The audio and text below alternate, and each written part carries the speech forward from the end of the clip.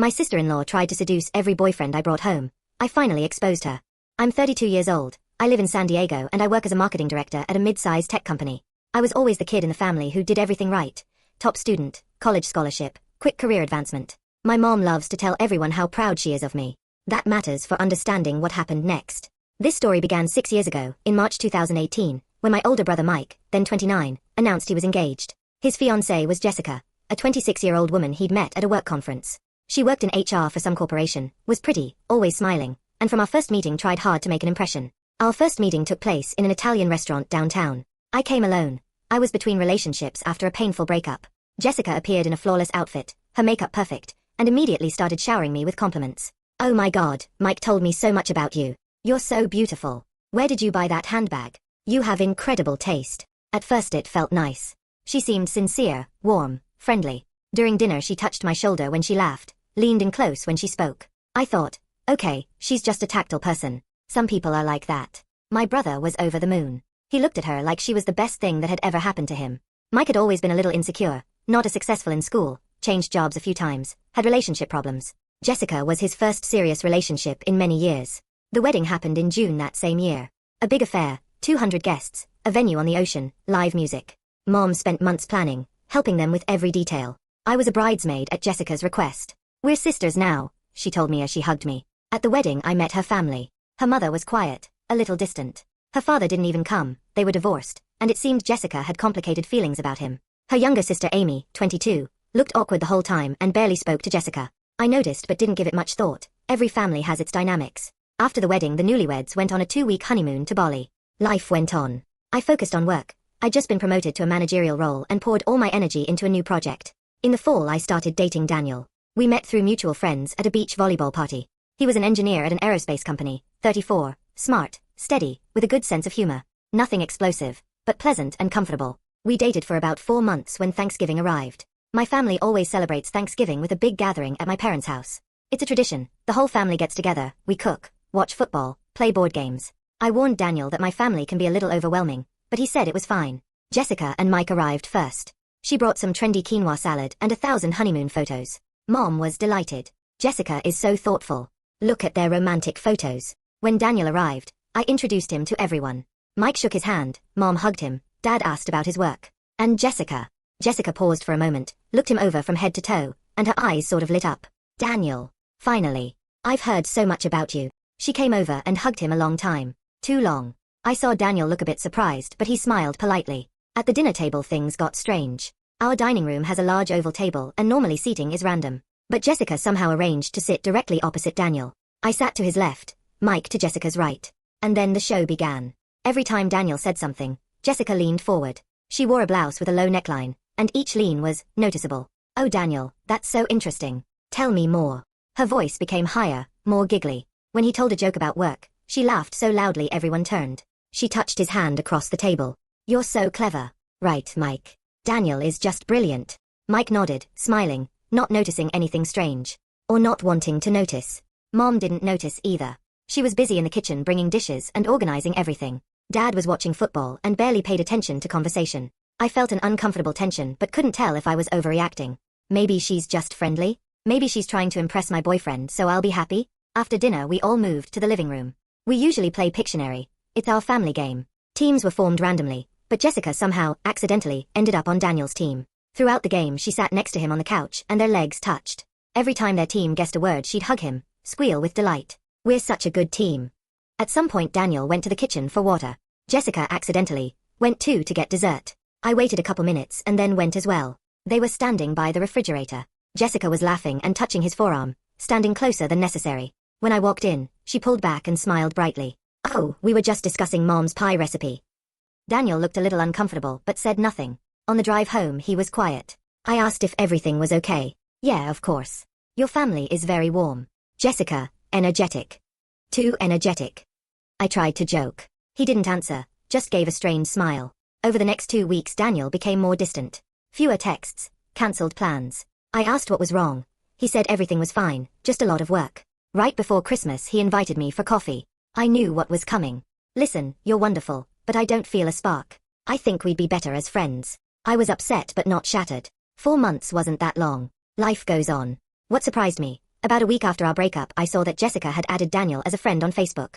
At the time, I didn't think much of it. Now I realize I should have. Winter and spring passed. I immersed myself in work. Our project was a success and I got a bonus. I started going to yoga classes and traveled with friends.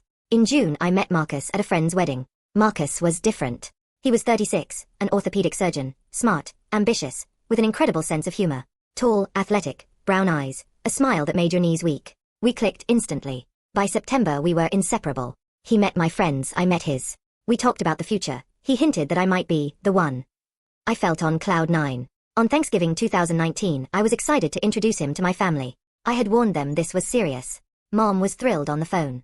A doctor. Oh honey, I'm so excited. I can't wait to meet him. Mike and Jessica arrived early. She looked stunning, a tight red dress, high heels, hair down, perfect makeup, bright red lips. She looked like she was going to a party, not a family lunch. Wow, Jess, you look amazing. I said. Oh this. Just something old from the closet, she replied with a smug smile. When Marcus arrived, I saw Jessica's eyes widen. She literally froze for a second, then turned on the charm full blast. Marcus. Finally we meet. She's told us so much about you. She hugged him long, pressing her body to his. I saw Marcus look a bit taken aback, but he replied politely. At the table she again positioned herself opposite him. This time it was worse. Every move seemed calculated. She leaned so that her cleavage couldn't be missed. She laughed at everything he said, even when it wasn't funny. Marcus, surgery must be so stressful. How do you handle that? She cooed. When he talked about a difficult operation, she listened with rapt attention, like he was describing the marvels of the universe. You save lives. That's so heroic. I noticed Mike looked uncomfortable, but he said nothing. Mom was busy, as always. Dad fell asleep in front of the television after lunch. After dinner, Jessica suggested showing everyone the new closet she and Mike had arranged upstairs. They lived in the guest house on our property. Most people didn't care, but Marcus politely said, "Sounds interesting, let's see." I wanted to go, but Mom asked me to help in the kitchen. "Sweetie, quick. Then I'll let you go up."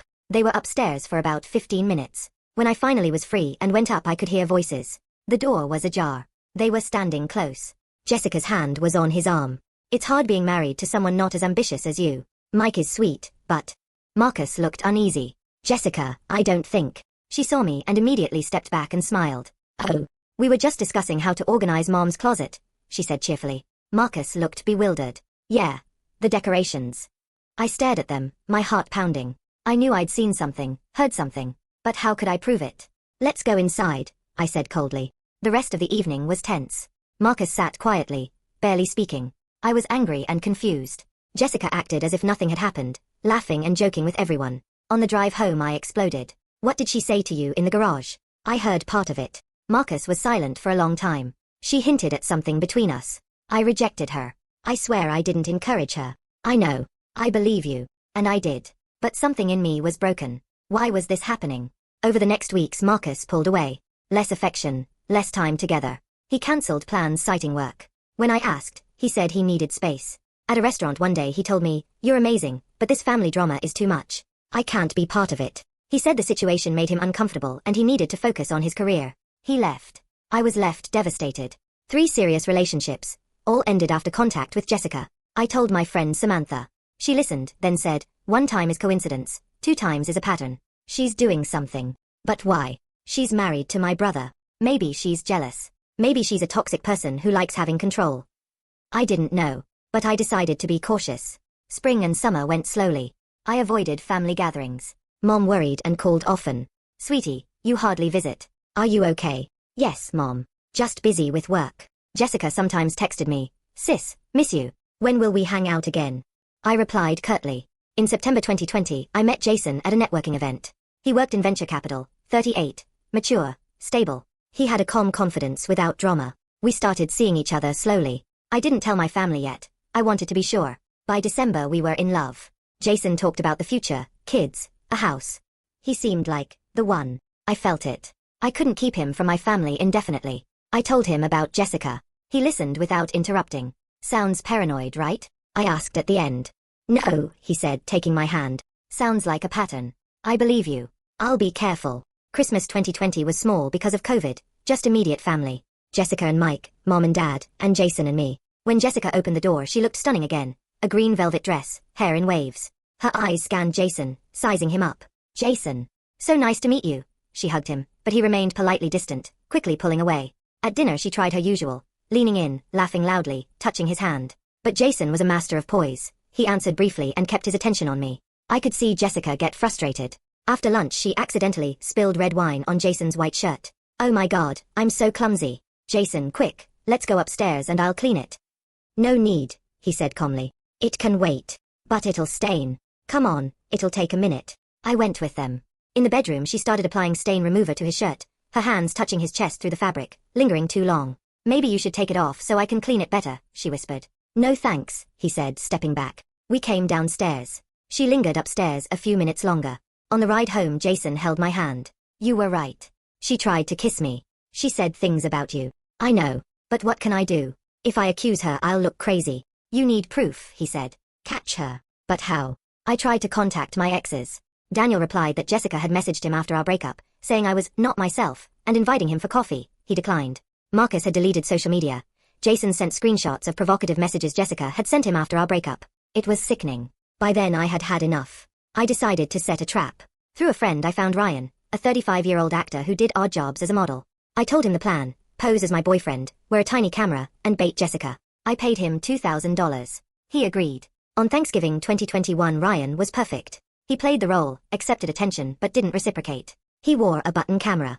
Upstairs in the bookroom, Jessica closed in on him, touching him and saying suggestive things. She tried to kiss him. He rebuffed her. The footage captured her flirting, suggestive comments about me, and attempts to seduce him. After the night Ryan showed me the video. Wow, he said. She really tried. I had more, screenshots from Jason and messages to Daniel. I had enough to expose her. At Christmas 2021 I decided to reveal everything. I connected my phone to the TV and played the video for the entire family. The screenshots of her messages followed. Mom cried. Dad was silent but stern.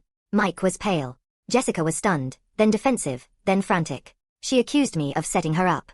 I called her out on the pattern: Daniel, Marcus, Jason, all of them, and showed the evidence. Mike looked at her in disbelief. She finally admitted she'd wanted attention, that she'd been jealous, that she'd pursued other men. The family was shocked. Dad told her to leave. Mike filed for divorce in January. The divorce was painful but quick. She didn't fight it. It turned out Jessica had had several affairs and had repeatedly tried to sabotage relationships in our family. Amy, her younger sister, later reached out to me saying Jessica had done the same to her when she was a teenager. Jessica tried to contact me but I blocked her. I met Daniel and Marcus later. They apologized for having believed her. Marcus and I eventually reconnected and started dating again slowly. By May 2022, I'm sitting on my balcony writing this. Marcus is cooking in the kitchen. We moved in together a month ago. Mike is dating someone new, Sarah, who is kind and quiet. Mom and Dad apologized many times. Our family relationships are stronger now. Jessica moved out of state and, according to Amy, is with a married man. Some people never change. But I changed. I learned to trust my instincts, to stand up for myself, and to know that sometimes you need proof. Mostly I learned that toxic people can look like family or friends, but actions reveal their true selves. Ryan became a good friend. He sometimes comes to dinner and jokes that this was the strangest role he ever had. Sometimes I think about the years lost, relationships that could have worked, but then I look at Marcus and know maybe it happened for a reason. Maybe it all had to happen so I could appreciate what I have now. I no longer bring him to large family events without warning. We set boundaries. My family understands and respects them. Life is calmer. No constant anxiety before every event. No fear someone will try to ruin my happiness. Jessica took a lot from me.